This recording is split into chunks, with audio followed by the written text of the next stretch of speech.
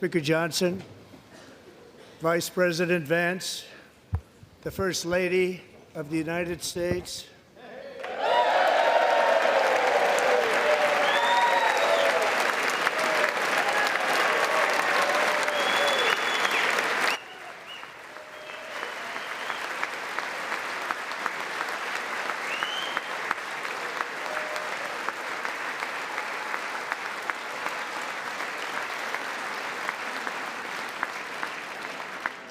members of the United States Congress, thank you very much, and to my fellow citizens, America is back.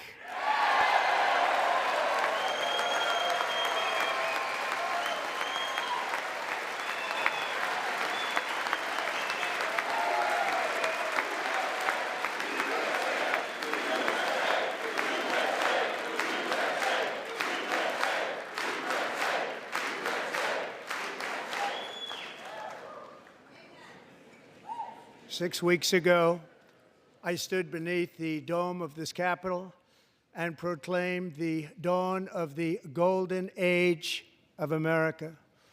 From that moment on, it has been nothing but swift and unrelenting action to usher in the greatest and most successful era in the history of our country. We have accomplished more in 43 days than most administrations accomplished in 4 years or 8 years, and we are just getting started.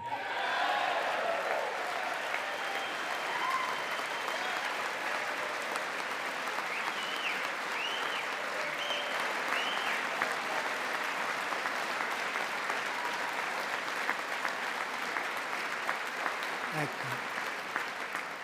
I return to this chamber tonight to report that America's momentum is back, our spirit is back, our pride is back, our confidence is back, and the American dream is surging bigger and better than ever before.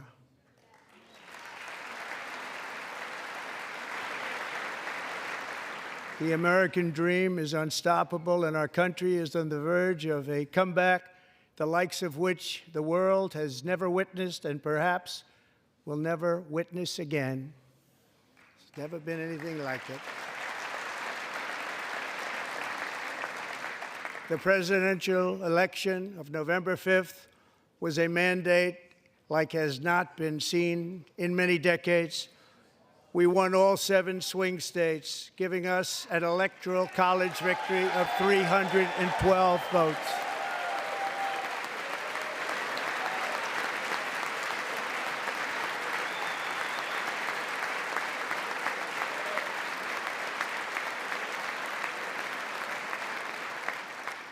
We won the popular vote by big numbers and won counties in our country.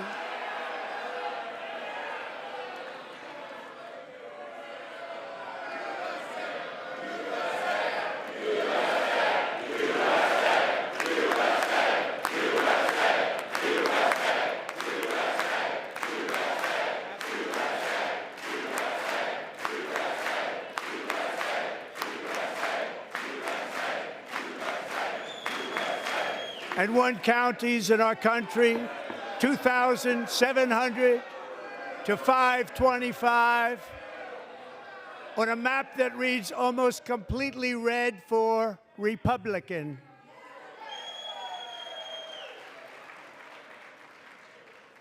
Now, for the first time in modern history, more Americans believe that our country is headed in the right direction than the wrong direction. In fact, it's an astonishing record, 27-point swing, the most ever.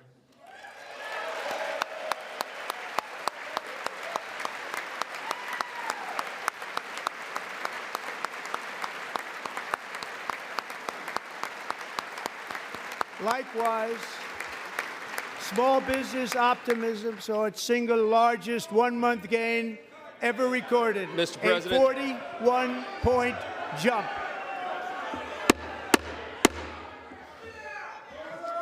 Members are directed to uphold and maintain decorum in the House and to cease any further disruptions.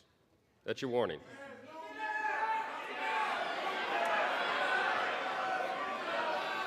Members are engaging in willful and continuing breach of decorum, and the chair is prepared to direct the Sergeant-at-Arms to restore order to the joint session.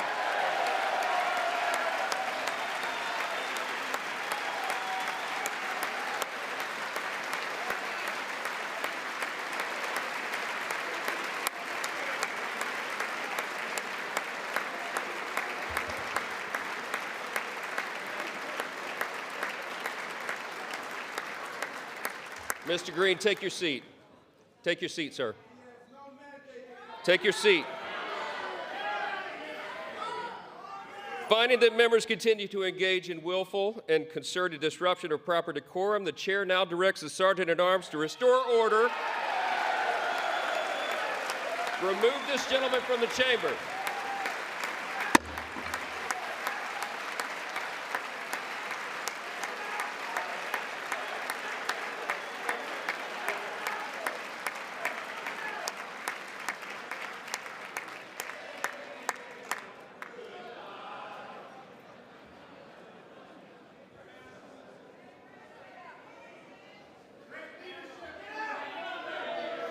Go.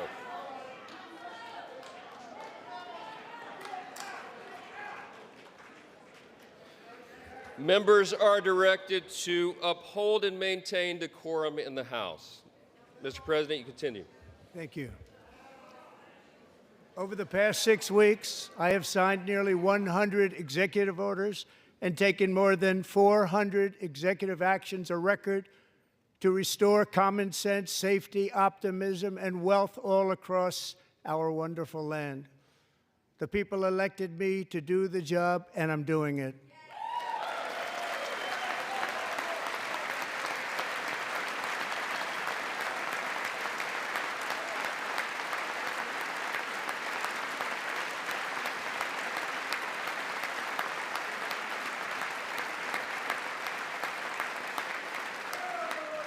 In fact, it has been stated by many that the first month of our presidency, it's our presidency, is the most successful in the history of our nation. By many.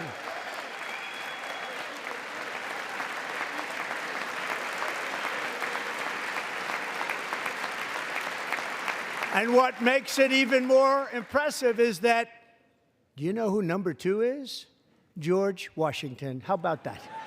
How about that? I don't know about that list, but we'll take it. Within hours of taking the oath of office, I declared a national emergency on our southern border, and I deployed the U.S. military and Border Patrol to repel the invasion of our country. And what a job they've done. As a result, illegal border crossings last month were by far the lowest ever recorded, ever.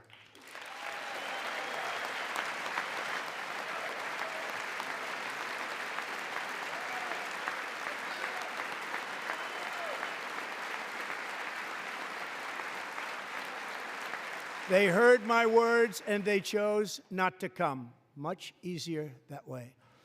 In comparison, under Joe Biden, the worst president in American history, there were hundreds of thousands of illegal crossings a month, and virtually all of them, including murderers, drug dealers, gang members, and people from mental institutions and insane asylums, were released into our country. Who would want to do that? This is my 5th such speech to Congress.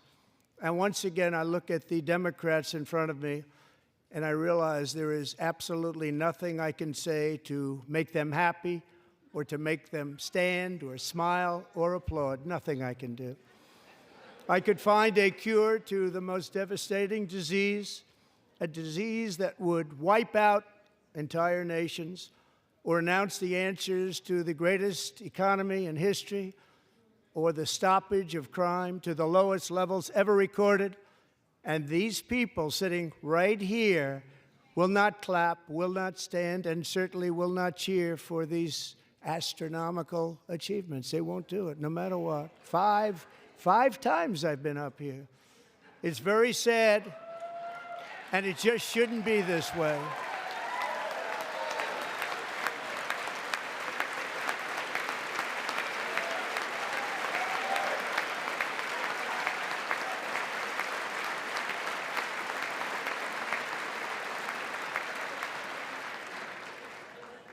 So Democrats sitting before me, for just this one night, why not join us in celebrating so many incredible wins for America? For the good of our nation, let's work together and let's truly make America great again.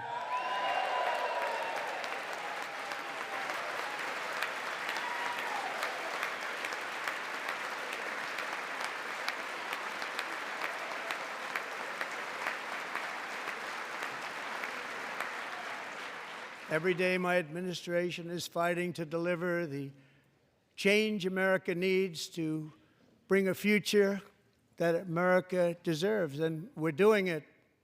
This is a time for big dreams and bold action. Upon taking office, I imposed an immediate freeze on all federal hiring, a freeze on all new federal regulations, and a freeze on all foreign aid.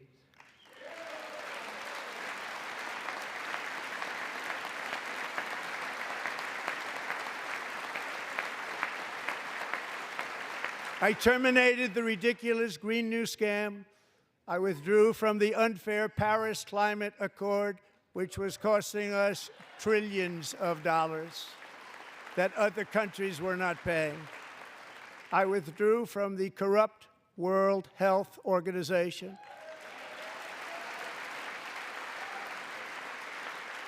And I also withdrew from the anti-American UN Human Rights Council.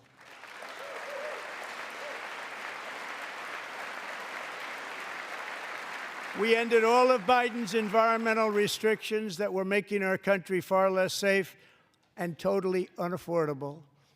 And importantly, we ended the last administration's insane electric vehicle mandate, saving our auto workers and companies from economic destruction.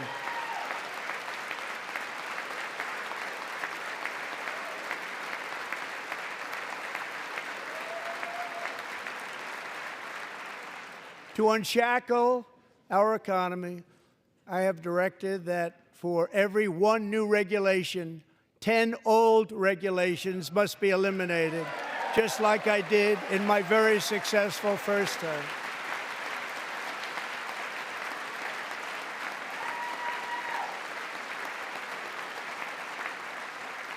And in that first term, we set records on ending unnecessary rules and regulations like no other president had done before.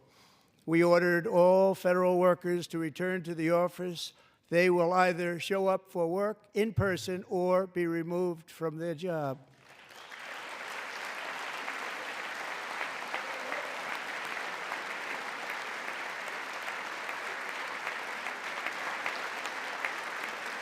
And we have ended weaponized government where, as an example, a sitting president is allowed to viciously prosecute his political opponent, like me. How did that work out? Not too good. Not too good.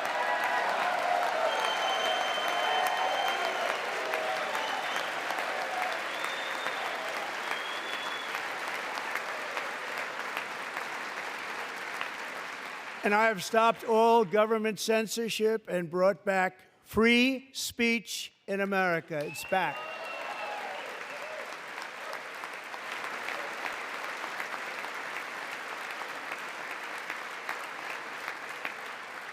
And 2 days ago, I signed an order making English the official language of the United States of America.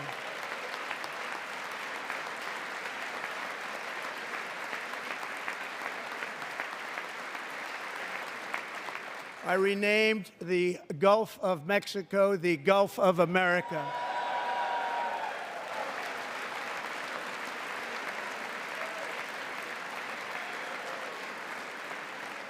And likewise, I renamed, for a great president, William McKinley, Mount McKinley again. Beautiful Alaska. We love Alaska. We've ended the tyranny of so-called diversity, equity, and inclusion policies all across the entire federal government and indeed the private sector and our military. And our country will be woke no longer.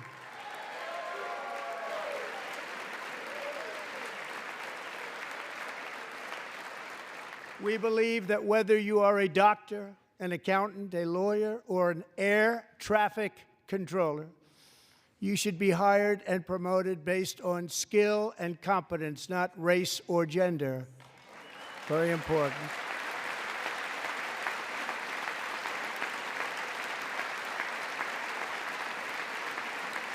You should be hired based on merit. And the Supreme Court, in a brave and very powerful decision, has allowed us to do so. Thank you. Thank you very much. Thank you. We have removed the poison of critical race theory from our public schools, and I signed an order making it the official policy of the United States government that there are only two genders, male and female.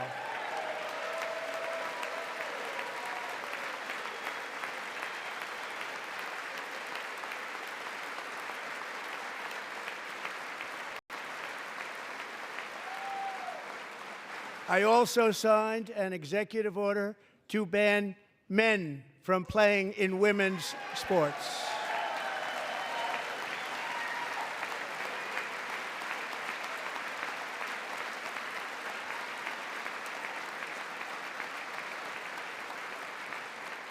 Three years ago, Peyton McNabb was an all-star high school athlete, one of the best, preparing for a future in college sports. But when her girls' volleyball match was invaded by a male, he smashed the ball so hard in Peyton's face, causing traumatic brain injury, partially paralyzing her right side, and ending her athletic career. It was a shot like she's never seen before. She's never seen anything like it. Peyton is here tonight in the gallery, and Peyton, from now on, schools will kick the men off the girls' team, or they will lose all federal funding.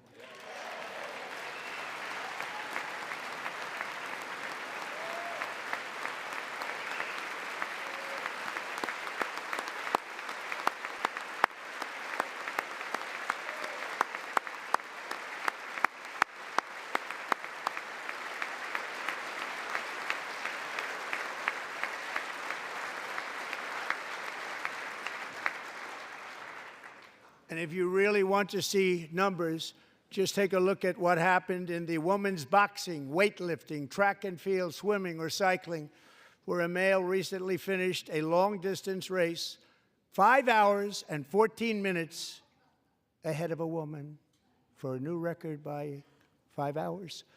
Broke the record by 5 hours. It's demeaning for women, and it's very bad for our country. We're not going to put up with it any longer.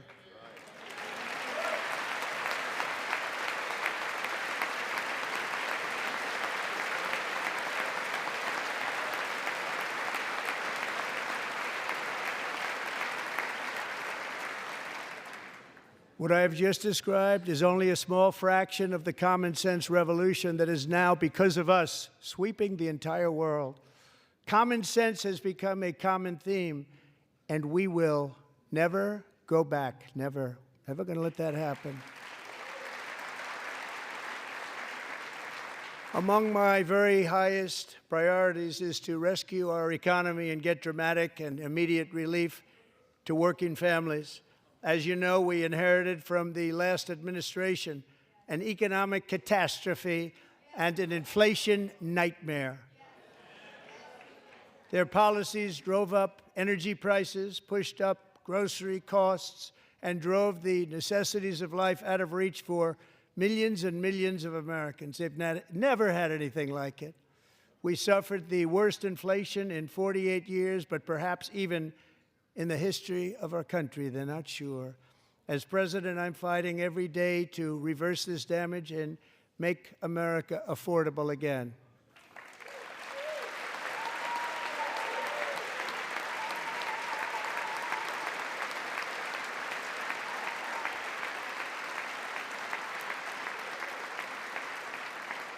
Joe Biden especially let the price of eggs get out of control. The egg price is out of control, and we're working hard to get it back down. Secretary, do a good job on that. You inherited a total mess from the previous administration. Do a good job.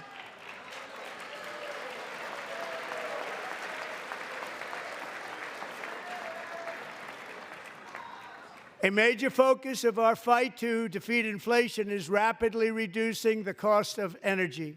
The previous administration cut the number of new oil and gas leases by 95%, slowed pipeline construction to a halt, and closed more than 100 power plants. We are opening up many of those power plants right now.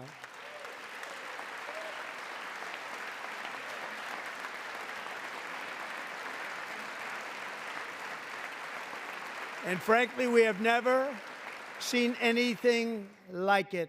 That's why on my first day in office, I declared a national energy emergency.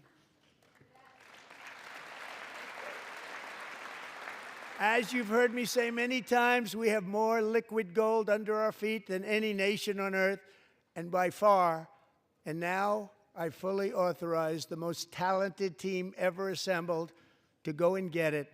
It's called Drill, Baby, Drill.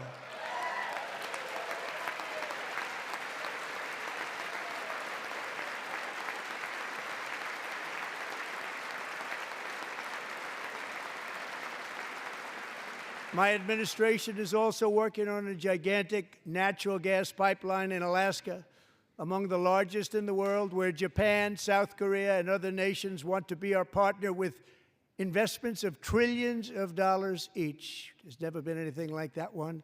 It will be truly spectacular. It's all set to go. The permitting is gotten. And later this week, I will also take historic action to dramatically expand production of critical minerals and rare earths here in the USA.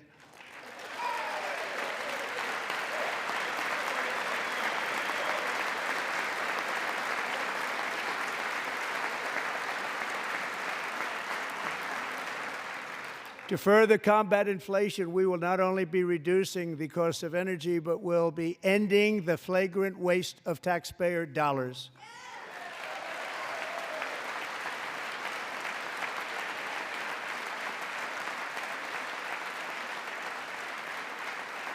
And to that end, I have created the brand new Department of Government Efficiency, DOGE. Perhaps you've heard of it. Perhaps.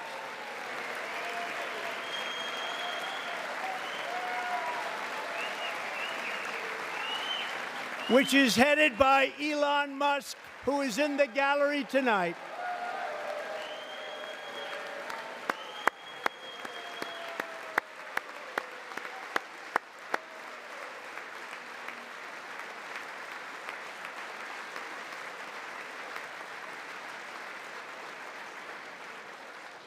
Thank you, Elon. He's working very hard. He didn't need this. He didn't need this. Thank you very much. We appreciate it. Everybody here, even this side, appreciates it, I believe. They just don't want to admit that. Just listen to some of the appalling waste we have already identified. $22 billion from HHS to provide free housing and cars for illegal aliens. $45 million for diversity, equity, and inclusion scholarships in Burma. $40 million to improve the social and economic inclusion of sedentary migrants. Nobody knows what that is. $8 million to promote LGBTQI+ in the African nation of Lesotho, which nobody has ever heard of. $60 million for indigenous peoples and Afro-Colombian empowerment in Central America. $60 million. $8 million for making mice transgender. This is real. $32 million for a left-wing propaganda operation in Moldova. $10 million for male circumcision in Mozambique. $20 million for the Arab Sesame Street in the Middle East. It's a program, $20 million for a program. $1.9 billion to recently created Decarbonization of Homes Committee, headed up, and we know she's involved. Just at the last moment, the money was passed over by a woman named Stacey Abrams. Have you ever heard of her? A $3.5 million consulting contract for lavish fish monitoring. $1.5 million for voter confidence in Liberia. $14 million for social cohesion in Mali. $59 million for illegal alien hotel rooms in New York City. He's a real estate developer. He's done very well. $250,000 to increase vegan local climate action innovation in Zambia. $42 million for social and behavior change in Uganda. $14 million for improving public procurement in Serbia. $47 million for improving learning outcomes in Asia. Asia's doing very well with learning. I don't know what we're doing. We should use it ourselves. And $101 million for DEI contracts at the Department of Education, the most ever paid, nothing even like it. Under the Trump administration, all of these scams, and they're far worse, but I didn't think it was appropriate to talk about them. They're so bad. Many more have been found out and exposed and swiftly terminated by a group of very intelligent, mostly young people, headed up by Elon, and we appreciate it. We found hundreds of billions of dollars of fraud.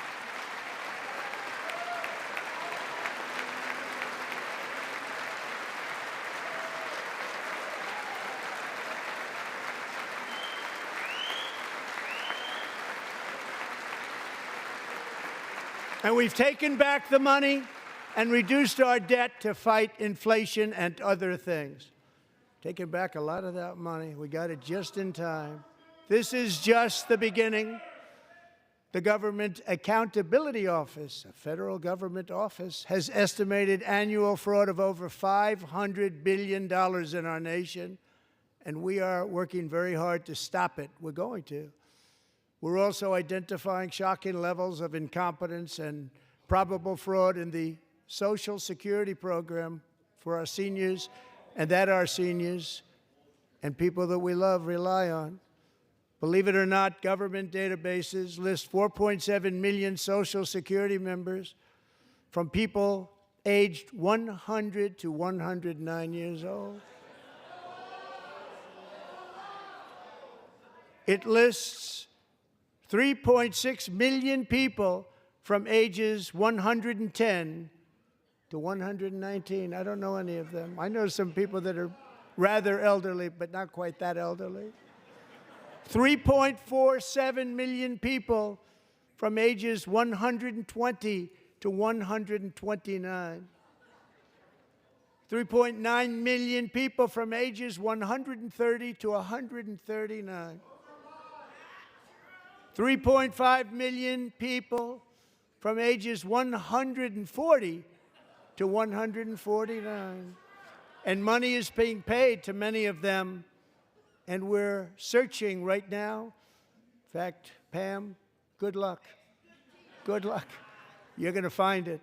But a lot of money is paid out to people because it just keeps getting paid, and nobody does, and it really hurts Social Security and hurts our country. 1.3 million people from ages 150 to 159, and over 130,000 people, according to the Social Security databases, are age over 160 years old.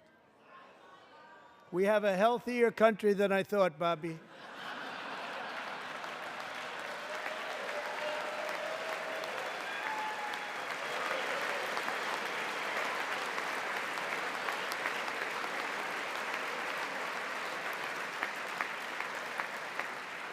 Including, to finish, 1,039 people between the ages of 220 and 229 one person between the age of 240 and 249, and one person is listed at 360 years of age.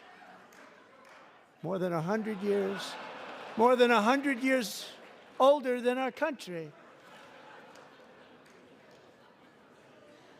But we're going to find out where that money's going, and it's not going to be pretty. By slashing all of the fraud, waste, and theft we can find, we will defeat inflation, bring down mortgage rates, lower car payments and grocery prices, protect our seniors, and put more money in the pockets of American families.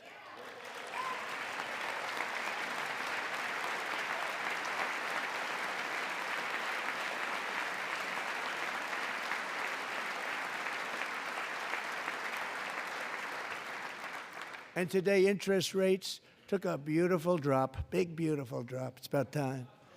And in the near future, I want to do what has not been done in 24 years, balance the federal budget. We're going to balance it.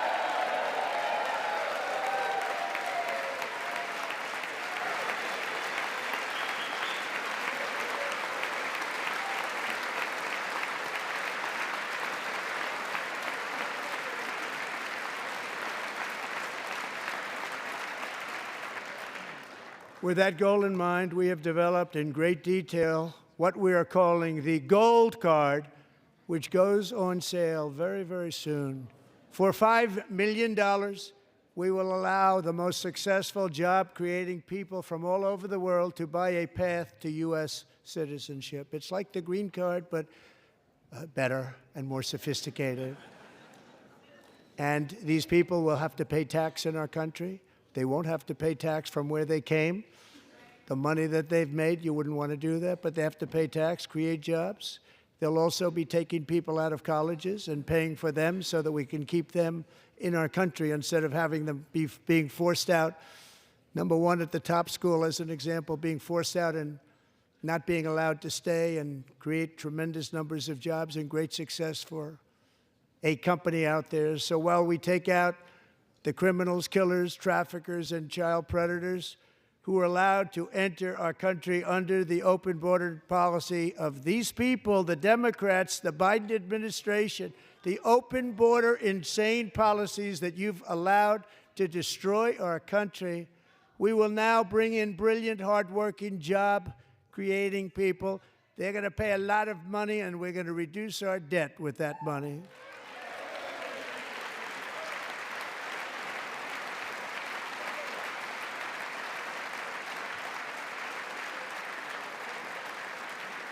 Americans have given us a mandate for bold and profound change. For nearly 100 years, the federal bureaucracy has grown until it has crushed our freedoms, ballooned our deficits, and held back America's potential in every possible way. The nation founded by pioneers and risk-takers now drowns under millions and millions of pages of regulations and debt. Approvals that should take 10 days to get instead take 10 years, 15 years, and even 20 years before you're rejected. Meanwhile, we have hundreds of thousands of federal workers who have not been showing up to work. My administration will reclaim power from this unaccountable bureaucracy, and we will restore true democracy to America again.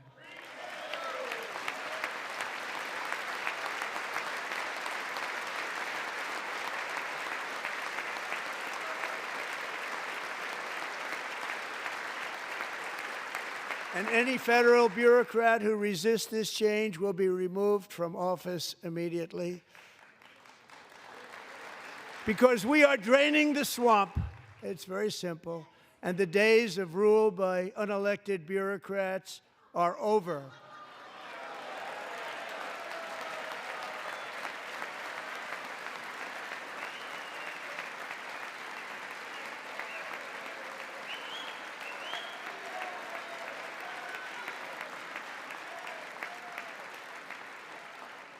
And the next phase of our plan to deliver the greatest economy in history is for this Congress to pass tax cuts for everybody. They're in there. They're waiting for you to vote. And I'm sure that the people on my right, I don't mean the Republican right, but my right here, I'm sure you're going to vote for those tax cuts, because otherwise I don't believe the people will ever vote you into office. So I'm doing you a big favor by telling you that. But I know this group is going to be voting for the tax cuts.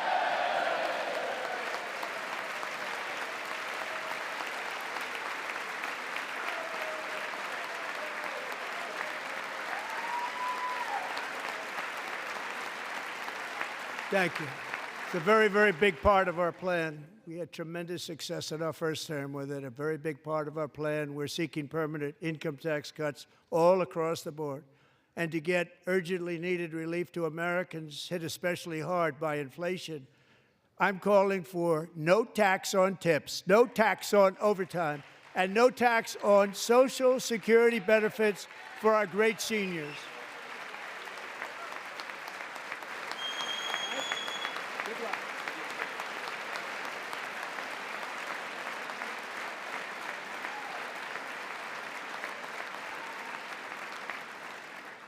And I also want to make interest payments on car loans tax deductible, but only if the car is made in America.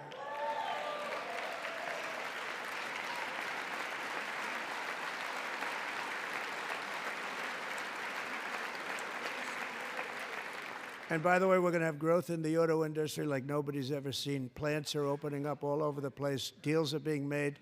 Never seen. That's a combination of the election win and tariffs. It's a beautiful word, isn't it? That, along with our other policies, will allow our auto industry to absolutely boom. It's going to boom. Spoke to the majors today, all three, the top people, and they're so excited. In fact, already numerous car companies have announced that they will be building massive automobile plants in America, with Honda just announcing a new plant in Indiana, one of the largest anywhere in the world.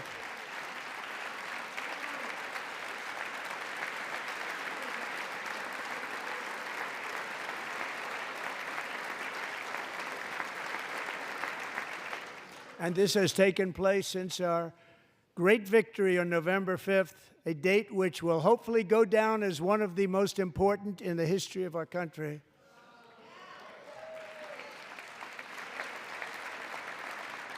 In addition, as part of our tax cuts, we want to cut taxes on domestic production and all manufacturing. And just as we did before, we will provide 100% expensing. It will be retroactive to January 20th, 2025. And it was one of the main reasons why our tax cuts were so successful in our first term, giving us the most successful economy in the history of our country. First term. We had a great first term.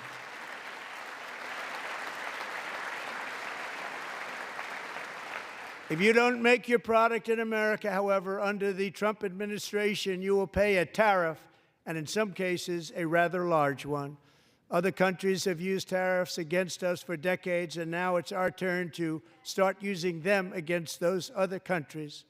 On average, the European Union, China, Brazil, India, Mexico, and Canada, have you heard of them? And countless other nations charge us tremendously higher tariffs than we charge them. It's very unfair. India charges us auto tariffs higher than 100%. China's average tariff on our products is twice what we charge them. And South Korea's average tariff is 4 times higher. Think of that, 4 times higher. And we give so much help militarily and in so many other ways to South Korea, but that's what happens. This is happening by friend and foe.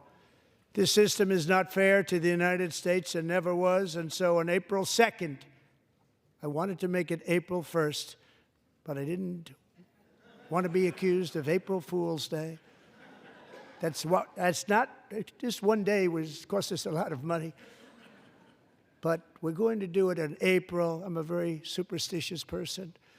April 2nd, reciprocal tariffs kick in. And whatever they tariff us, other countries, we will tariff them. That's reciprocal, back and forth. Whatever they tax us, we will tax them. If they do non-monetary tariffs to keep us out of their market, then we will do non-monetary barriers to keep them out of our market. There's a lot of that, too. They don't even allow us in their market. We will take in trillions and trillions of dollars and create jobs like we have never seen before. I did it with China, and I did it with others, and the Biden administration couldn't do anything about it because there was so much money they couldn't do anything about it. We have been ripped off for decades by nearly every country on earth, and we will not let that happen any longer.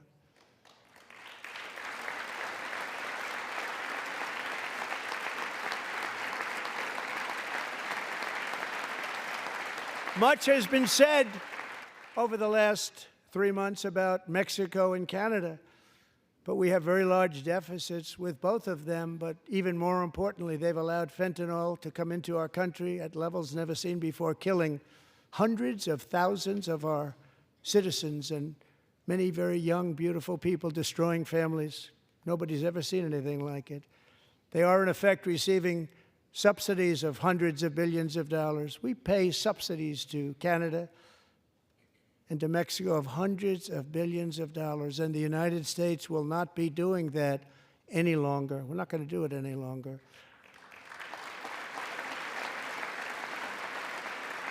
Thanks to our America First policies we're putting into place, we have had $1.7 trillion of new investment in America in just the past few weeks. The combination of the election and our economic policies that people of SoftBank, one of the most brilliant anywhere in the world, announced a $200 billion investment. OpenAI and Oracle, Larry Ellison, announced $500 billion investment, which they wouldn't have done if Kamala had won. Apple announced $500 billion investment. Tim Cook called me. He said, I cannot spend it fast enough. It's going to be much higher than that, I believe. They'll be building their plants here instead of in China.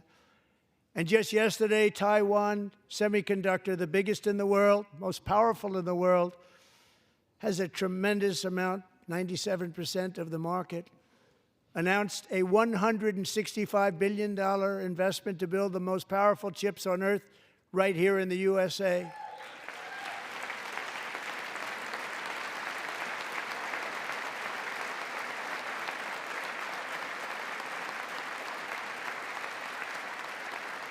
And we're not giving them any money. Your CHIPS Act is a horrible, horrible thing. We give hundreds of billions of dollars, and it doesn't mean a thing. They take our money and they don't spend it. All that meant to them, we're giving them no money. All that was important to them was they didn't want to pay the tariffs, so they came and they're building, and many other companies are coming. We don't have to give them money. We just want to protect our businesses and our people.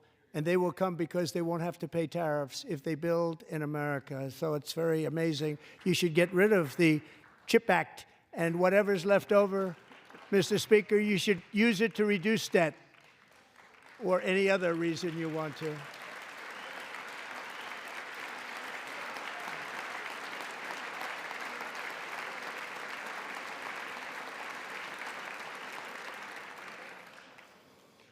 Our new trade policy will also be great for the American farmer. I love the farmer,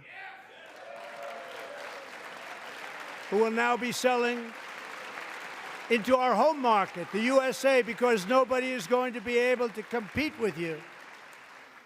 Because those goods that come in from other countries and companies, they're really in a bad position in so many different ways. They're uninspected. They may be very dirty and disgusting, and they come in and they pour in, and they hurt our American farmers. The tariffs will go on agricultural product coming into America, and our farmers, starting on April 2nd, it may be a little bit of an adjustment period. We had that before when I made the deal with China, $50 billion of purchases, and I said, just bear with me, and they did. They did. Probably have to bear with me again, and this will be even better. That was great. The problem with it was that Biden didn't enforce it. He didn't enforce it. $50 billion of purchases, and we were doing great, but Biden did not enforce it, and it hurt our farmers. But our farmers are going to have a field day right now. So to our farmers, have a lot of fun. I love you too. I love you too. It's all going to happen.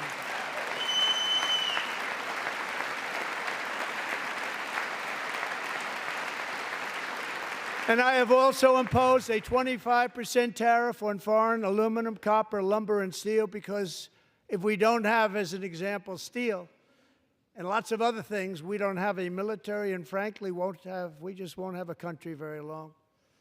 Here today is a proud American steelworker, fantastic person from Decatur, Alabama, Jeff Denard. Has been working at the same steel plant for 27 years in a job that has allowed him to serve as the captain of his local volunteer fire department, raise 7 children with his beautiful wife, Nicole, and over the years provide a loving home for more than 40 foster children. So great, Jeff.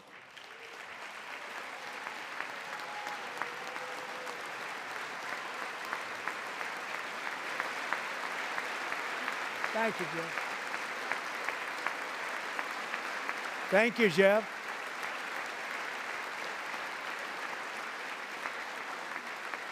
Stories like Jeff's remind us that tariffs are not just about protecting American jobs. They're about protecting the soul of our country. Tariffs are about making America rich again and making America great again, and it's happening, and it will happen rather quickly. There'll be a little disturbance, but we're okay with that. It won't be much. No, you're not. Oh. And look where Biden took us, very low, the lowest we've ever been. Jeff, I want to thank you very much. And I also want to recognize another person who has devoted herself to foster care community. She works so hard on it. A very loving person, our magnificent First Lady of the United States.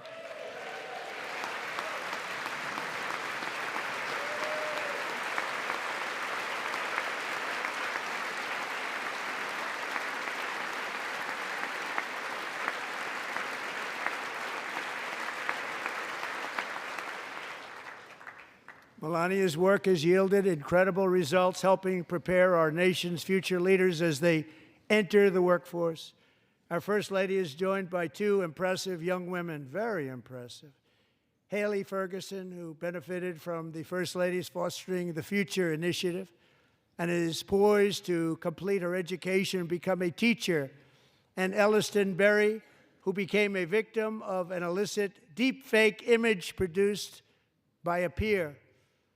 With Elliston's help, the Senate just passed the Take It Down Act, and this is so important. Thank you very much, John. John Thune, thank you. Stand up, John. Thank you, John.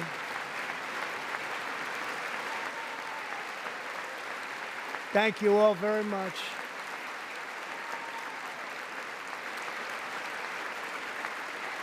Thank you. And thank you to John Thune and the Senate. Great job. To criminalize the publication of such images online is a terrible, terrible thing. And once it passes the House, I look forward to signing that bill into law. Thank you. And I'm going to use that bill for myself, too, if you don't mind. Because nobody gets treated worse than I do online. Nobody. That's great. Thank you very much to the Senate. Thank you. But if we truly care about protecting Americans' children, no step is more crucial than securing America's borders.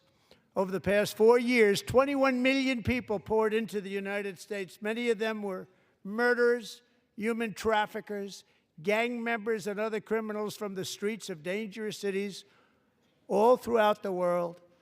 Because of Joe Biden's insane and very dangerous open border policies, they are now strongly embedded in our country, but we are getting them out and getting them out fast.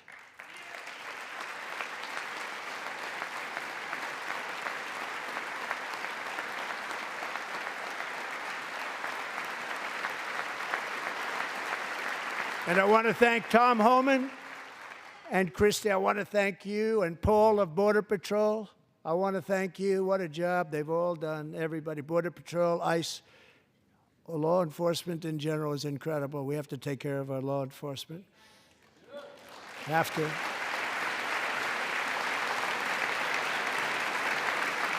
Last year,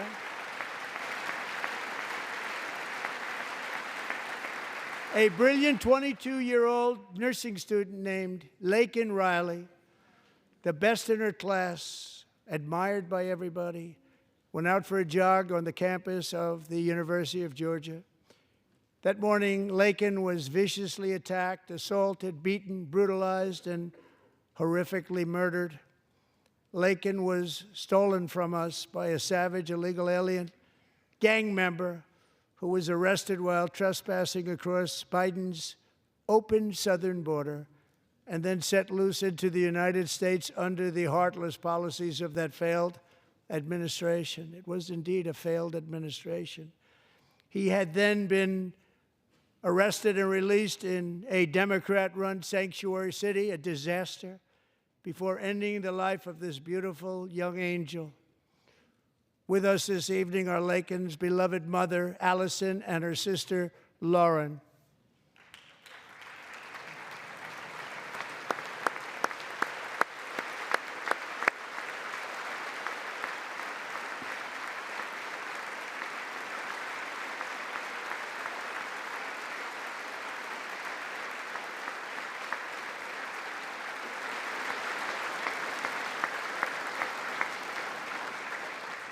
Last year, I told Laken's grieving parents that we would ensure their daughter would not have died in vain.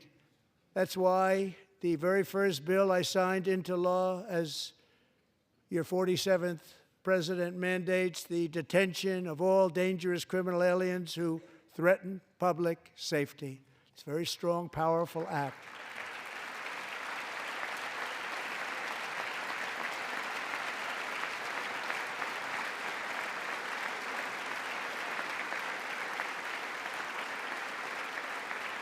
It's called the Laken-Riley Act. So Allison and Lauren, America will never, ever forget our beautiful Laken Hope Riley.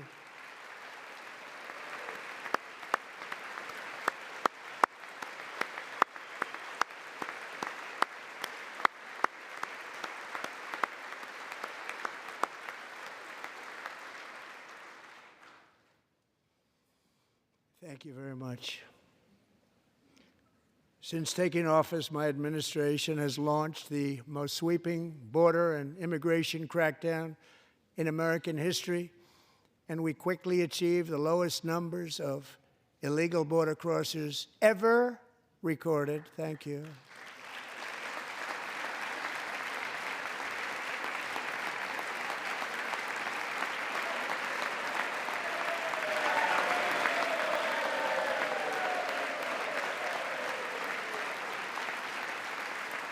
The media and our friends in the Democrat Party kept saying we needed new legislation, we must have legislation to secure the border.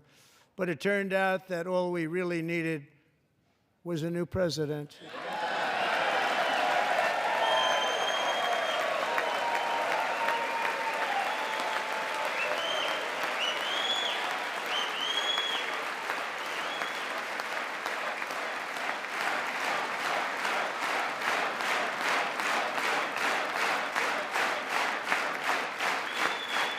Thank you.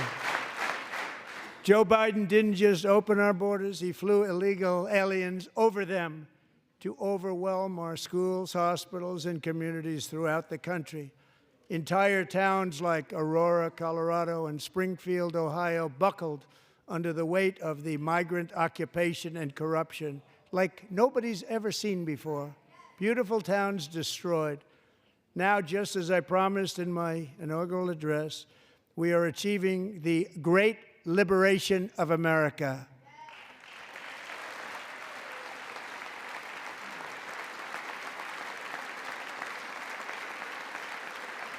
But there still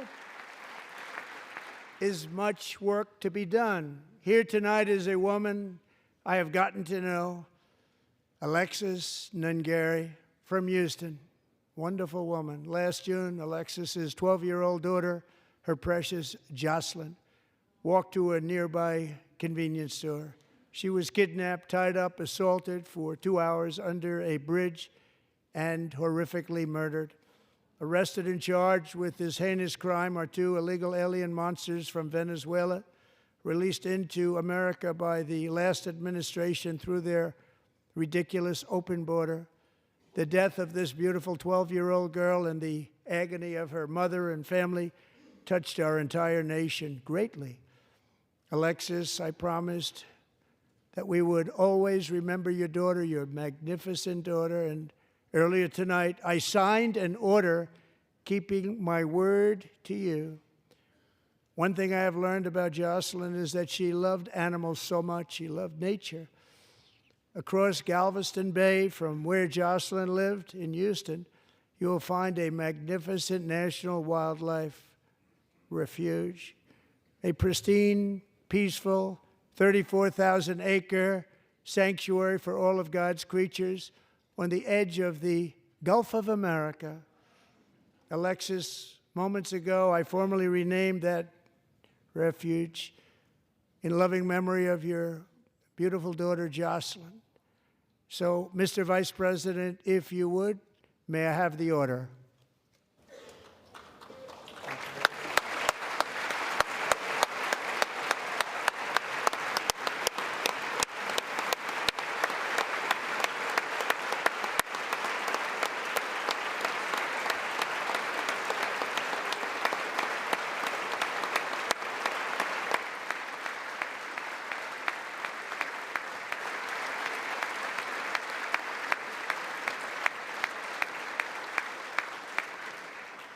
Thank you very much.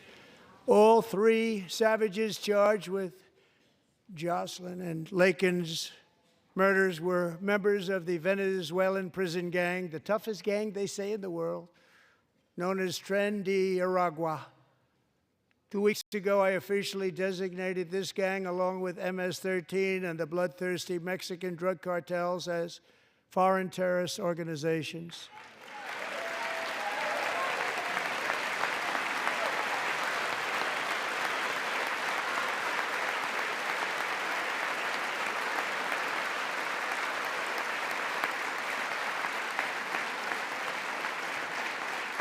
They are now officially in the same category as ISIS, and that's not good for them. Countless thousands of these terrorists were welcomed into the U.S. by the Biden administration. But now every last one will be rounded up and forcibly removed from our country, or, if they're too dangerous, put in jails, standing trial in this country, because we don't want them to come back ever.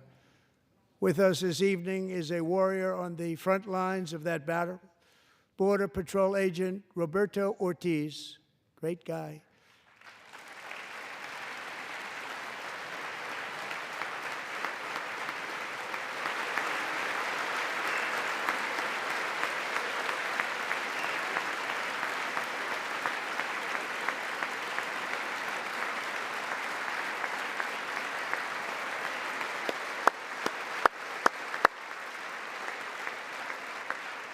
In January, Roberto and another agent were patrolling by the Rio Grande near an area known as Cartel Island. Doesn't sound too nice to me. When heavily armed gunmen started shooting at them, Roberto saw that his partner was totally exposed, at great danger, and he leapt into action, returning fire and providing crucial seconds for his fellow agent to seek safety, just barely. I have some of the prints of that event, and it was not good. Agent Ortiz, we salute you for your great courage and for your line of fire that you took and for the bravery that you showed. We honor you, and we will always honor you. Thank you, Roberto, very much.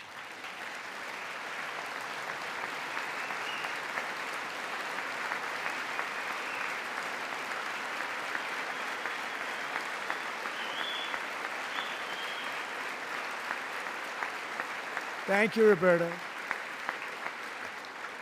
And I actually got to know him on my many calls to the border. He's a great, great gentleman. The territory to the immediate south of our border is now dominated entirely by criminal cartels that murder, rape, torture, and exercise total control. They have total control over a whole nation, posing a grave threat to our national security. The cartels are waging war in America, and it's time for America to wage war on the cartels, which we are doing.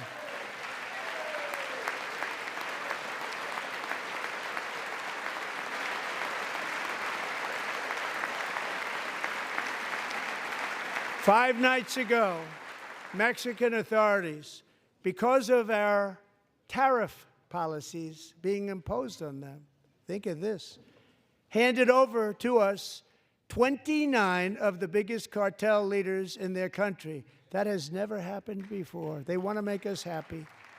First time ever. But we need Mexico and Canada to do much more than they've done, and they have to stop the fentanyl and drugs pouring into the USA. They're going to stop it. I have sent Congress a detailed funding request laying out exactly how we will eliminate these threats to protect our homeland and complete the largest deportation operation in American history, larger even than current record holder, President Dwight D. Eisenhower, a moderate man, but someone who believed very strongly in borders.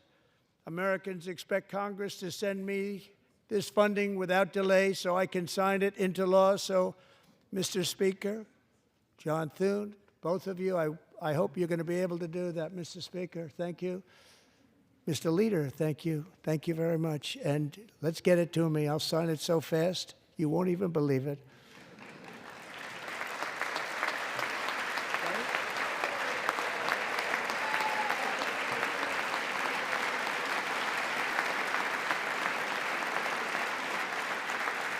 And as we reclaim our sovereignty, we must also bring back law and order to our cities and towns.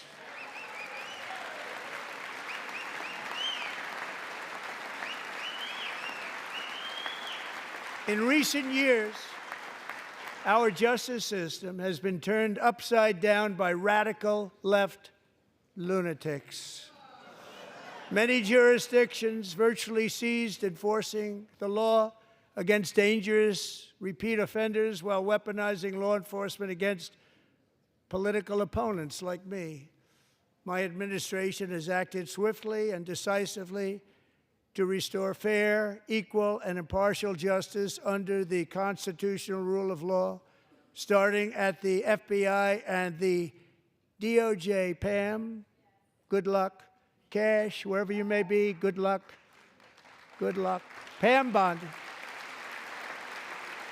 Good luck. So important. Going to do a great job. Cash, thank you.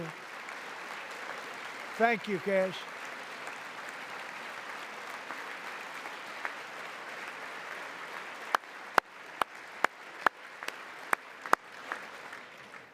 They've already started very strong. They're going to do a fantastic job. You're going to be very proud of them.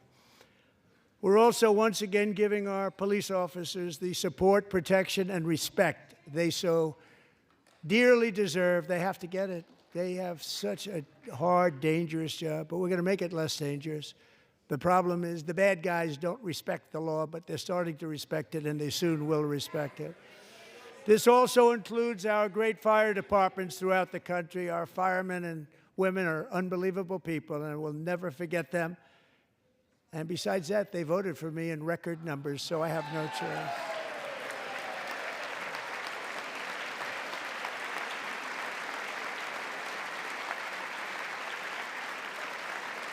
One year ago this month, 31-year-old New York police officer Jonathan Diller, unbelievably wonderful person and a great officer, was gunned down at a traffic stop on Long Island. I went to his funeral. The vicious criminal charged with his murder had 21 prior arrests, and they were rough arrests, too. He was a real bad one. The thug in the seat next to him had 14 prior arrests, and went by the name of Killer. He was Killer. He killed other people, they say, a lot of them. I attended Officer Diller's service, and when I met his wife and one-year-old son, Ryan, it was very inspirational, actually. His widow's name is Stephanie, and she is here tonight. Stephanie, thank you very much, Stephanie. Thank you very much.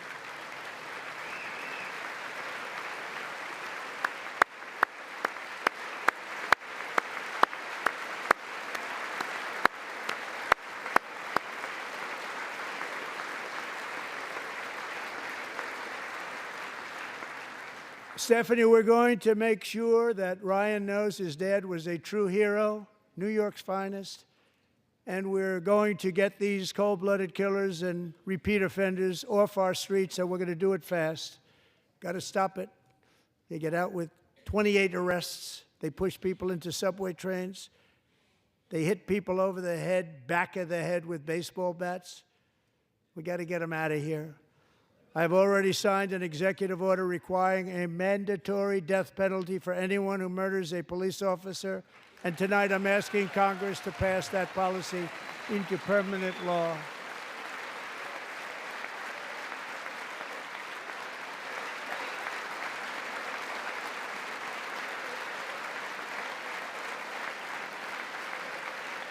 I'm also asking for a new crime bill getting tough on repeat offenders while enhancing protections for America's police officers so they can do their jobs without fear of their lives being totally destroyed. They don't want to be killed. We're not going to let them be killed. Joining us in the gallery tonight is a young man who truly loves our police. His name is DJ Daniel. He is 13 years old, and he has always dreamed of becoming a police officer.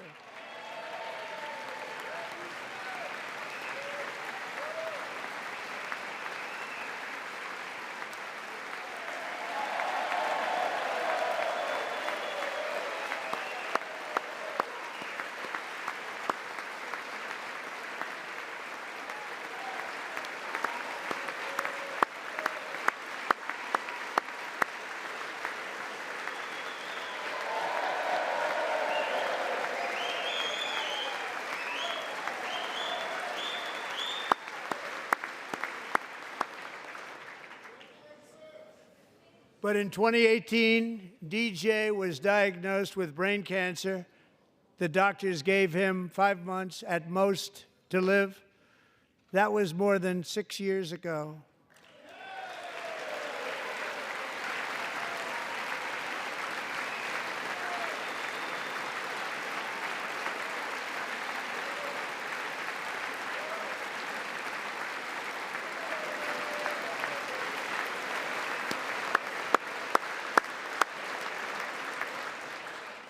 Since that time, DJ and his dad have been on a quest to make his dream come true, and DJ has been sworn in as an honorary law enforcement officer, actually a number of times. The police love him, the police departments love him. And tonight, DJ, we're going to do you the biggest honor of them all. I am asking our new Secret Service Director, Sean Curran, to officially make you an agent of the United States Secret Service.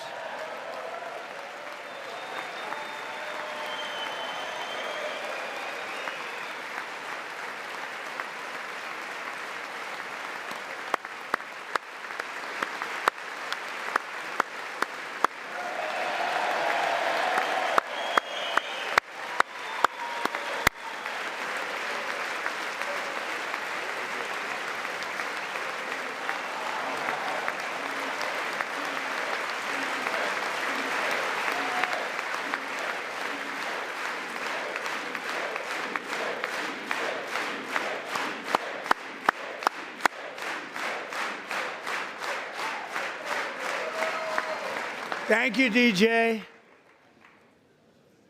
DJ's doctors believe his cancer likely came from a chemical he was exposed to when he was younger.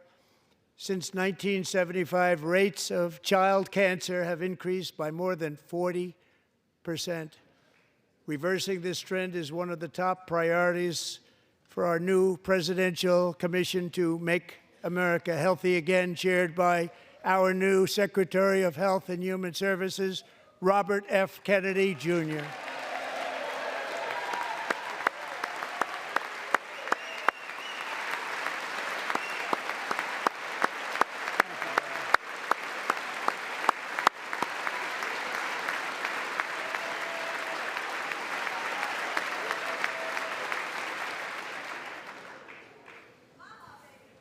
With the name Kennedy, you would have thought everybody over here would have been cheering.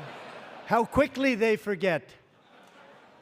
Our goal is to get toxins out of our environment, poisons out of our food supply, and keep our children healthy and strong.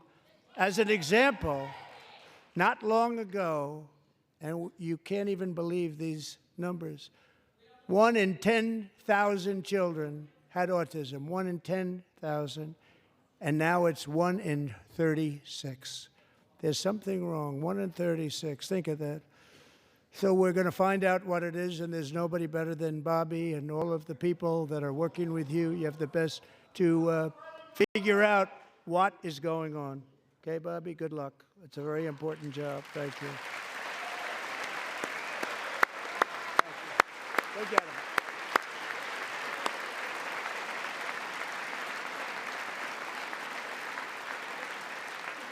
Thank you.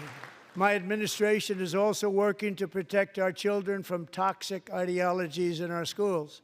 A few years ago, January Littlejohn and her husband discovered that their daughter's school had secretly socially transitioned their 13-year-old little girl. Teachers and administrators conspired to deceive January and her husband while encouraging her daughter to use a new name and pronouns.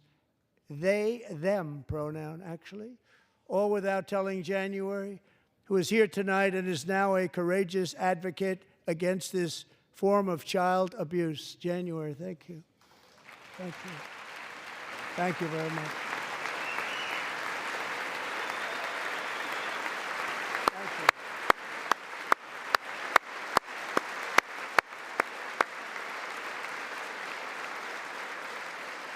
Thank you. Stories like this are why, shortly after taking office, I signed an executive order banning public schools from indoctrinating our children with transgender ideology.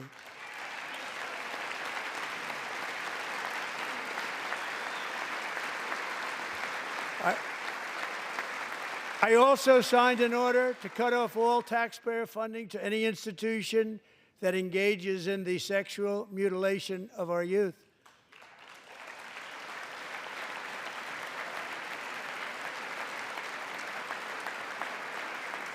And now I want Congress to pass a bill permanently banning and criminalizing sex changes on children and forever ending the lie that any child is trapped in the wrong body. This is a big lie.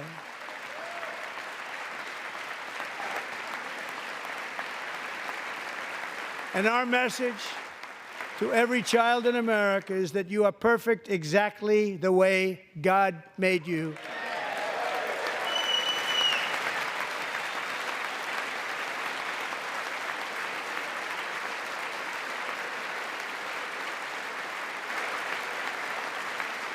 Because we're getting wokeness out of our schools and out of our military, and it's already out, and it's out of our society. We don't want it. Wokeness is trouble. Wokeness is bad. It's gone. It's gone. And we feel so much better for it, don't we? Don't we feel better? Our service members won't be activists and ideologues. They will be fighters and warriors. They will fight for our country. And Pete, congratulations. Secretary of Defense, congratulations.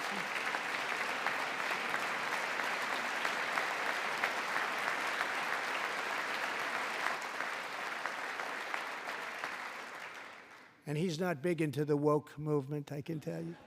I know him well. I am pleased to report that in January, the U.S. Army had its single best recruiting month in 15 years, and that all armed services are having among The best recruiting results ever in the history of our services. What a difference.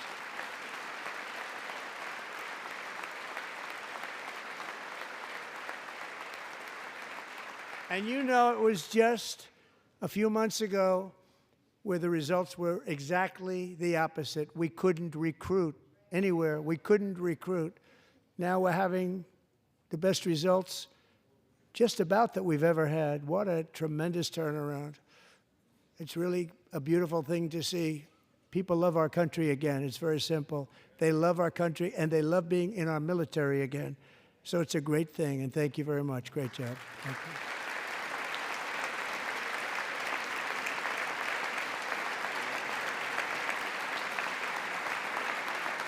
We're joined tonight by a young man, Jason Hartley, who knows the weight of that call of duty. Jason's father, grandfather, and great-grandfather all wore the uniform. Jason tragically lost his dad, who was also a Los Angeles County Sheriff's deputy when he was just a boy, and now he wants to carry on the family legacy of service. Jason is a senior in high school, a six-letter varsity athlete, a really good athlete, they say, a brilliant student with a 4.46, that's good, GPA. And his greatest dream is to attend the U.S. Military Academy at West Point.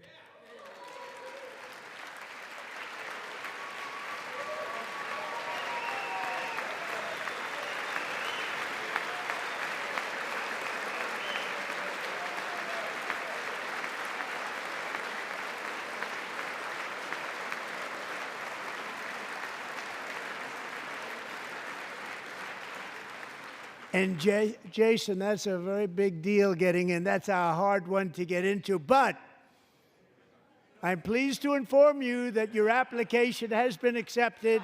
You will soon be joining the Corps of Cadets.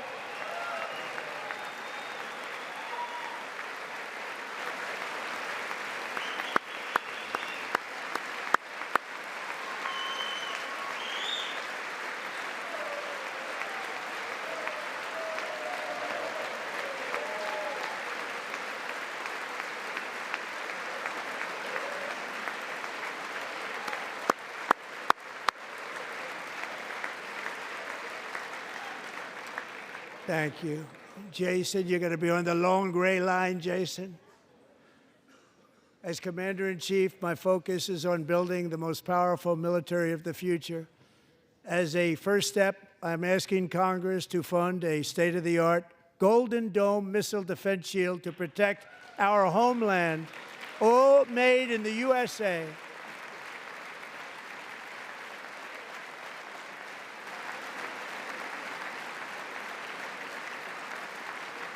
And Ronald Reagan wanted to do it long ago, but the technology just wasn't there, not even close. But now we have the technology. It's incredible, actually. And other places, they have it. Israel has it. Other places have it. And the United States should have it too, right, Tim, right? They should have it too. So I want to thank you. But it's a very, very important. This is a very dangerous world. We should have it. We want to be protected, and we're going to protect our citizens like never before. To boost our defense industrial base, we are also going to resurrect the American shipbuilding industry, including commercial shipbuilding and military shipbuilding.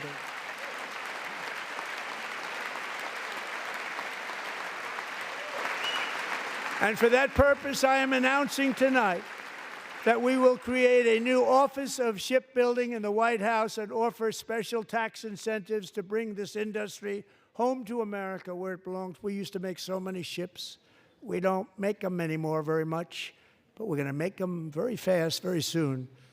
It will have a huge impact. To further enhance our national security, my administration will be reclaiming the Panama Canal, and we've already started doing it.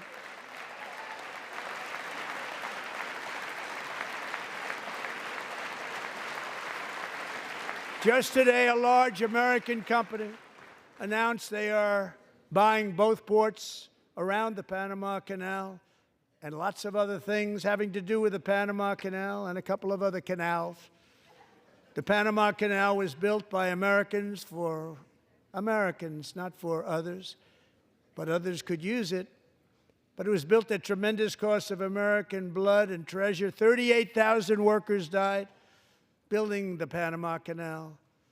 They died of malaria. They died of snake bites and mosquitoes. Not a nice place to work. They paid them very highly to go there, knowing there was a 25% chance that they would die. The most expensive project also that was ever built in our country's history, if you bring it up to modern day costs. It was given away by the Carter administration for $1, but that agreement has been violated very severely. We didn't give it to China.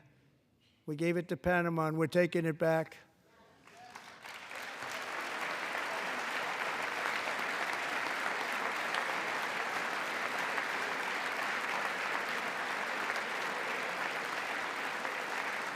And we have Marco Rubio in charge. Good luck, Marco. Now, we know who to blame if anything goes wrong. Marco's been amazing, and he's going to do a great job. Think of it. He got 100 votes. You know, he was approved with actually 99, but the 100th was this gentleman, and I feel very certain. So let's assume he got 100 votes. And I'm either very, very happy about that or I'm very concerned about it. But he's already proven. I mean, he's a great gentleman. He's respected by everybody, and we appreciate you voting for Marco. He's going to do a fantastic job. Thank you. Thank you. He's doing a great job. Great job. And I also have a message tonight for the incredible people of Greenland. We strongly support your right to determine your own future. And if you choose, we welcome you into the United States of America. We need Greenland for national security and even international security, and we're working with everybody involved to try and get it. But we need it really for international world security, and I think we're going to get it. One way or the other, we're going to get it. We will keep you safe. We will make you rich, and together we will take Greenland to heights like you have never thought possible before. It's a very small population, but very, very large piece of land and very, very important for military security. America is once again standing strong against the forces of radical Islamic terrorism. 3.5 years ago, ISIS terrorists killed 13 American service members and countless others in the Abbey Gate bombing during the disastrous and incompetent withdrawal from Afghanistan. Not that they were withdrawing, it was the way they withdrew. Perhaps the most embarrassing moment in the history of our country. Tonight, I am pleased to announce that we have just apprehended the top terrorist responsible for that atrocity, and he is right now on his way here to face the swift sword of American justice.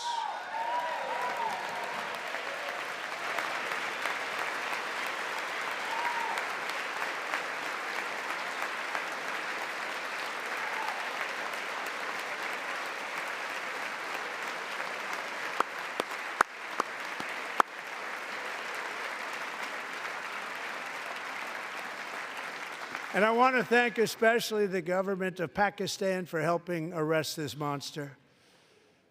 This was a very momentous day for those 13 families who I actually got to know very well, most of them, whose children were murdered, and the many people that were so badly, over 42 people, so badly injured on that fateful day in Afghanistan. What a horrible day. Such incompetence was shown that when Putin saw what happened, I guess he said, wow, maybe this is my chance. That's how bad it was. Should have never happened. Grossly incompetent people. I spoke to many of the parents and loved ones, and they're all in our hearts tonight. Just spoke to them on the phone. We had a big call. Every one of them called, and everybody was on the line, and they did nothing but cry with happiness. They were very happy, as happy as you can be under those circumstances. Their child, brother, sister, son, daughter was killed for no reason whatsoever. In the Middle East, we're bringing back our hostages from Gaza. In my first term, we achieved one of the most groundbreaking peace agreements in generations, the Abraham Accords.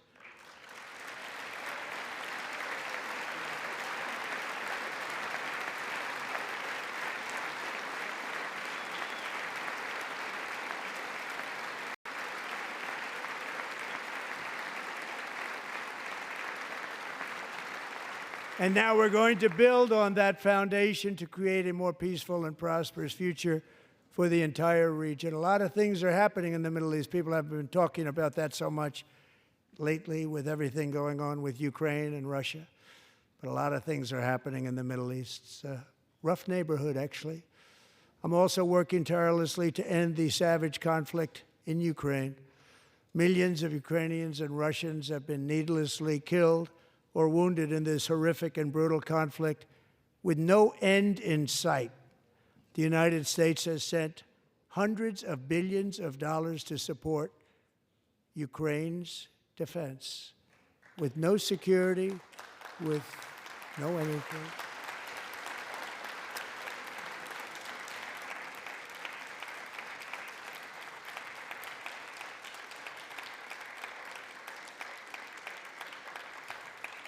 Do you want to keep it going for another 5 years? Yeah, you would say Pocahontas says yes.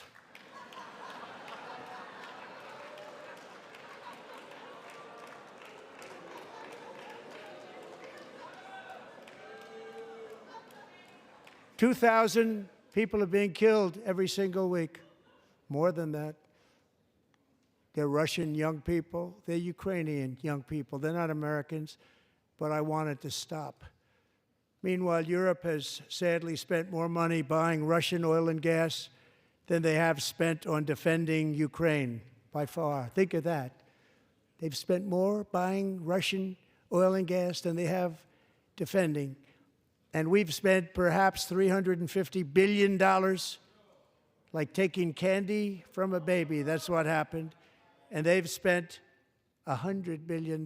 What a difference that is. And we have an ocean separating us, and they don't.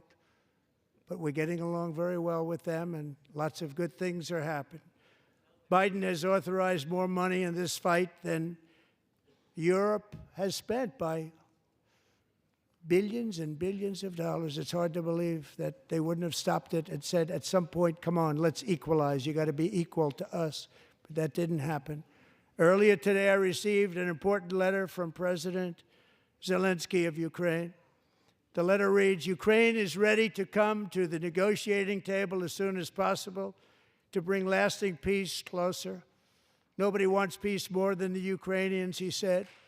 "My team and I stand ready to work under President Trump's strong leadership to get a peace that lasts. We do really value how much America has done to help Ukraine maintain its sovereignty and independence. Regarding the agreement on minerals and security, Ukraine is ready to sign it at any time that is convenient for you." I appreciate that he sent this letter, just got it a little while ago. Simultaneously, we've had serious discussions with Russia and have received strong signals that they are ready for peace. Wouldn't that be beautiful? Wouldn't that be beautiful?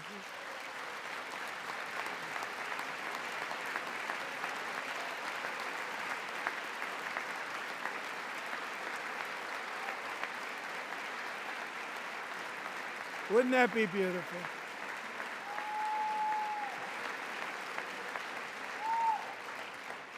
It's time to stop this madness. It's time to halt the killing.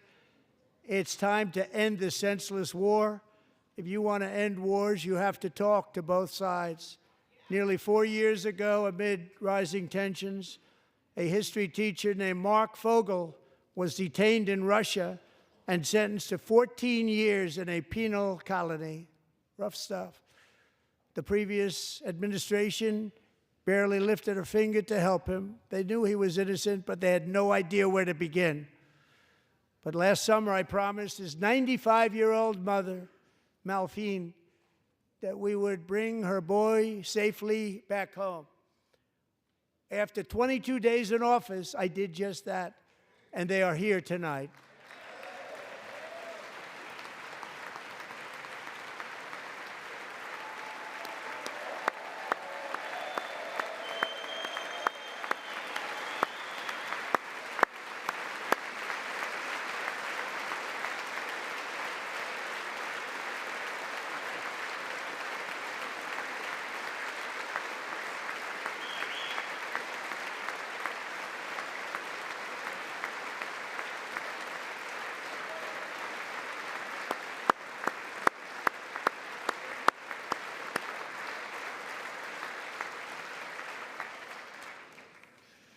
To Mark and his great mom, we are delighted to have you safe and sound and with us.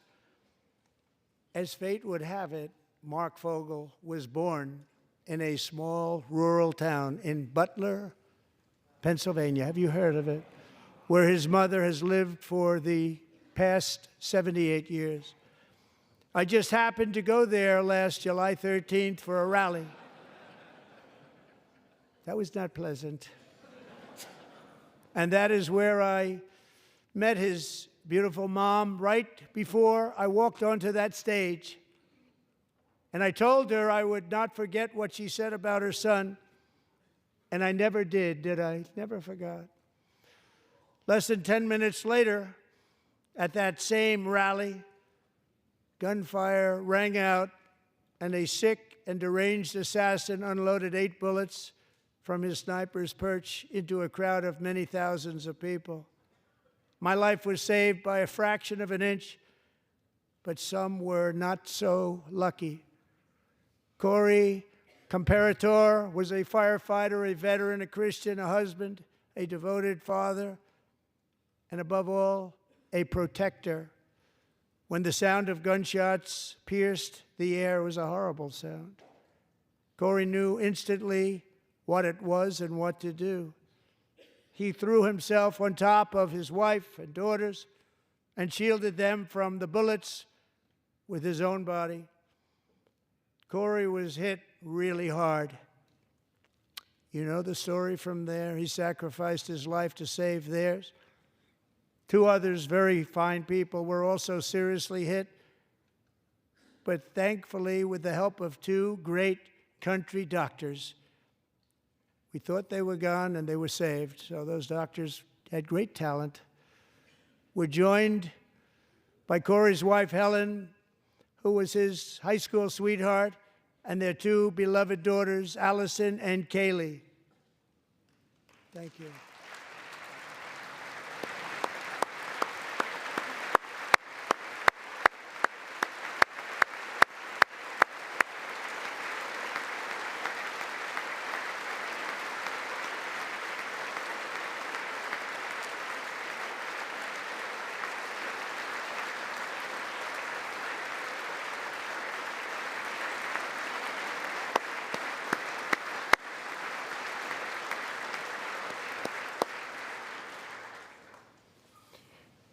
To Helen, Allison, and Kaylee, Corey is looking down on his 3 beautiful ladies right now, and he is cheering you on. He loves you.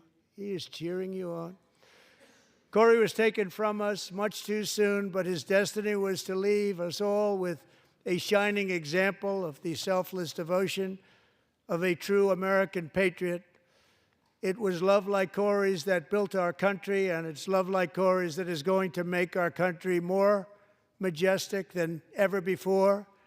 I believe that my life was saved that day in Butler for a very good reason. I was saved by God to make America great again. I believe that. Thank you. Thank you.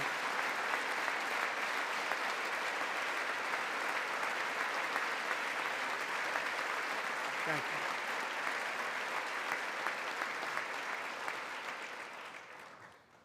Thank you very much. From the patriots of Lexington and Concord to the heroes of Gettysburg and Normandy, from the warriors who crossed the Delaware to the trailblazers who climbed the Rockies, and from the legends who soared at Kitty Hawk to the astronauts who touched the moon, Americans have always been the people who defied all odds, transcended all dangers, made the most extraordinary sacrifices, and did whatever it took to defend our children, our country, and our freedom. And as we have seen in this chamber tonight, that same strength, faith, love, and spirit is still alive and thriving in the hearts of the American people.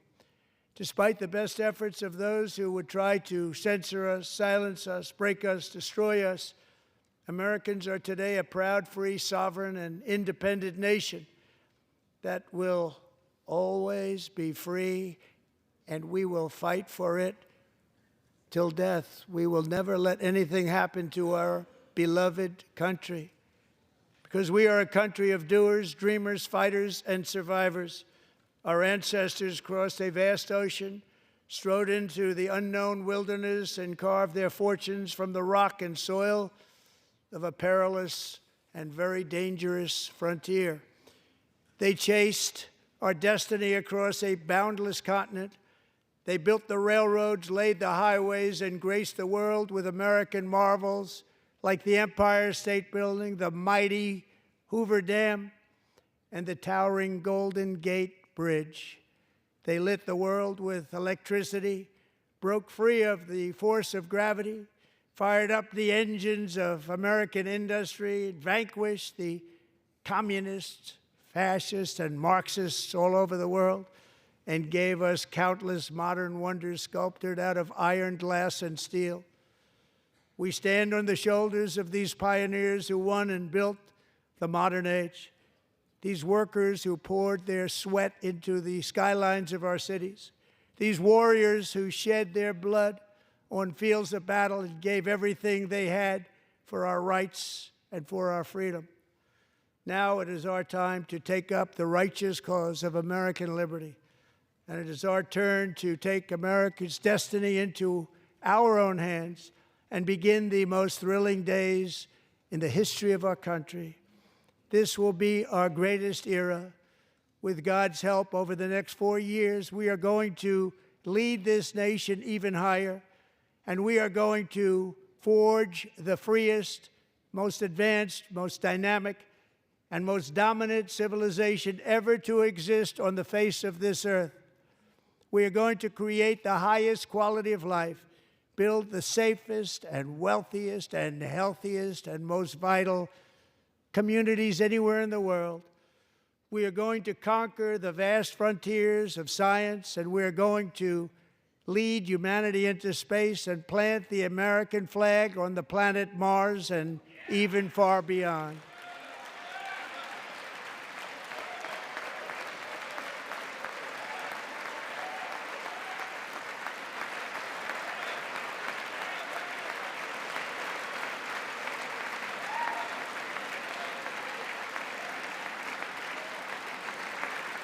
And through it all, we are going to rediscover the unstoppable power of the American spirit. And we are going to renew unlimited promise of the American dream.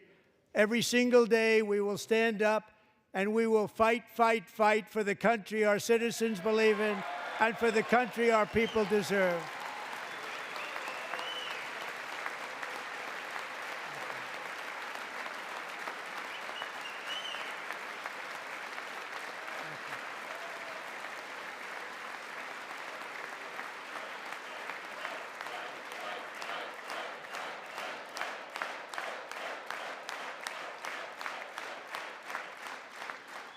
My fellow Americans, get ready for an incredible future, because the golden age of America has only just begun. It will be like nothing that has ever been seen before. Thank you, God bless you, and God bless America.